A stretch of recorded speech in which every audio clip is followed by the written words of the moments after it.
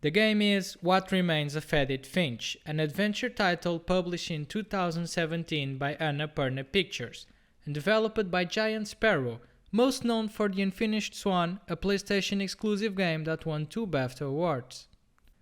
We play as Edith Finch, the last living member of America's most unfortunate family, the Finches. The action takes place in the odd house where the Finches lived. Edith's mom didn't like the house, but she left her daughter a secret key, which prompts Edith to go back and explore. Why should you care about this game? For starters, if you value the story in the game and you want to try some innovative mechanics, you should give this game a try. More importantly, this title discusses something that became taboo in our modern society: death. Before the First World War, death was discussed as a standard topic for conversation. Today we avoid talking about death as much as possible. By the end of the video you will learn why discussing death is important and how this game promotes the discussion. The video will be divided in the following fashion: plot, setting, game mechanics, author style, the themes, real-life impact, and unresolved topics. The plot is a huge flashback showing us Edith finding memories from our ancestors through more flashbacks. It doesn't take long to realize that the Finch family is full of mystery, weird stories, and tragic deaths, which are all worth exploring. To understand these stories, first we need to look at the house. It mirrors the personality of each of the family members, as almost all of them had a room for each of their own. After passing away, their rooms were kept untouched, which is why they kept building new rooms in a tower above the house. The place is presented as being mysterious and scary. As Edith approaches the house, this line comes up. As a child, the house made me uncomfortable in a way I couldn't put into words. Now, as a 17-year-old, I knew exactly what those words were. I was afraid of the house. This really sets the mood. Without this internal thought from Edith, I would only see the house as a cozy and weird one. I wouldn't think of it as scary. As this is not a horror game, we are intrigued and naturally inclined to find out what is going on. This is the first technique that the developers use to build suspense. The second technique is built throughout the game by a mystery introduced by this line. Now it was time to find out what my mom had been afraid of. As Edith learns more, it is implied that there is a curse afflicting the family, causing them to suffer tragic deaths, such as being hit by a train or falling off a high place. What's interesting about this game is that you play the flashbacks of the stories, which are told by the characters themselves. The developers here took the liberty to experiment unique mechanics for each flashback, making the stories more relatable and the characters more believable. For example, we can play the hallucinations of a child, or look through the lens at the story of a photo enthusiast, prompting the player to play 2 games at the same time in order to show how the mind of a psychologically distressed person works. The voice acting and writing style also played important roles in giving authenticity to the characters, especially Edith.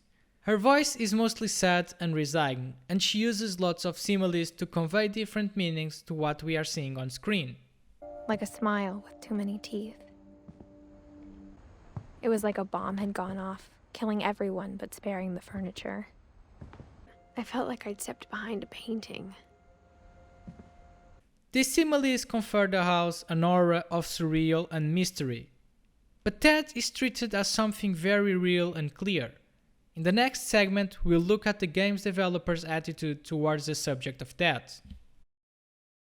After we played all the flashbacks, the message of the game seems to be getting involved in crazy stories gets you killed, especially during Walter's flashback.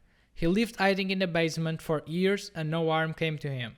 He didn't get involved in anything abnormal, he followed routine and he was safe. The moment he decides to step outside and enjoy life, he is run over by a train. But notice Walter's line of thought. I don't mind if I only have a year left. Or a month. Or a single week. I'd be happy with one new day. I can already imagine the sun on my face. The message of the game is subverted here. Yes, getting involved in crazy stories gets you killed, but so what? Walter knows there is a curse, and hiding from it just makes him miserable. Edith's grandmother also believed that it was best to enjoy life as it is, since they can't run away from the curse. The thing you're afraid of isn't going to end when you leave the house. As you play the game, there are other elements that foreshadow the theme of not being able to escape from a problem. The cages mean captivity and not being able to run away. Candles near the memorials of the ones who passed away. The fact that Edith's grandmother always had candles means that she was used to people dying because of the curse. The power had been shut off that morning, but Edie always had plenty of candles. She even kept a photograph of her husband falling to death, which shows that she was not stressed by having death around her. Finally, and probably the most interesting one, we have tentacles. The figurative meaning of tentacles is not being able to escape a problem. We see them during Guz's flashback, during Molly's flashback where the tentacle is coming to eat her, on Molly's bed, and Edith's room. It is only confirmed near the ending of the game that the theme is indeed enjoy life despite all the weird stuff going on.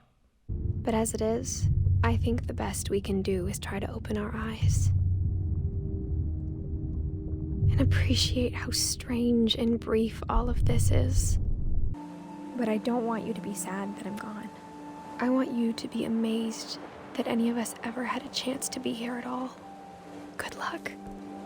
I think Edith's mother was torn between enjoying life and running away from the curse. So she decided to leave the secret key for Edith to explore the house and make her own conclusions.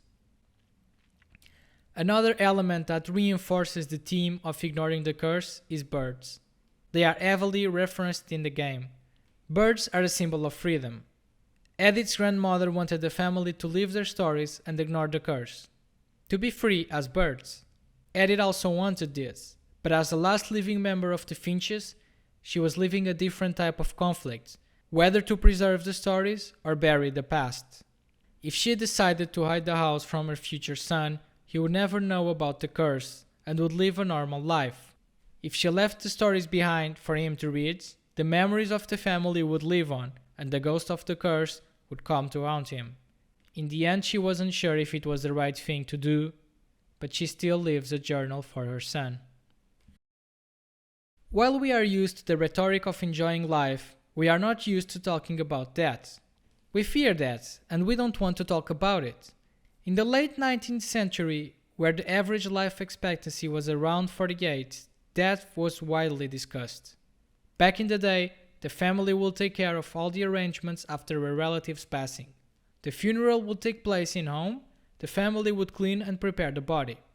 Children were involved in this process as well.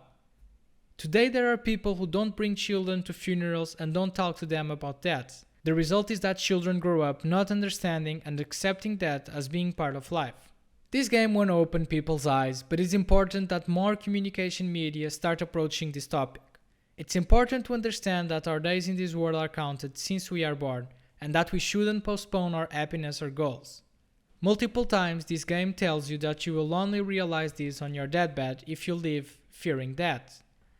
And if you think that people are taking death seriously, try asking couples if they know what each other wants when they die. Does their significant other want to be buried or cremated? How do they want to be dressed? Where should the funeral take place? You will probably notice that they may have talked about it and don't really remember the outcome of the conversation. Edith's family was aware of this, and every family should too. Why didn't Edith visit the library? In one of the flashbacks, we see Edith entering the library through a secret passage. When we go back to the house, we can't use the secret passage and it's not sealed. It's odd that Edith wouldn't go back to the library. What secrets are there to explore in the old house? What are the things Edith's grandmother can explain? I'm hoping that the developer adds a DLC for exploring the old house. I hope you enjoyed watching this video, and until next time.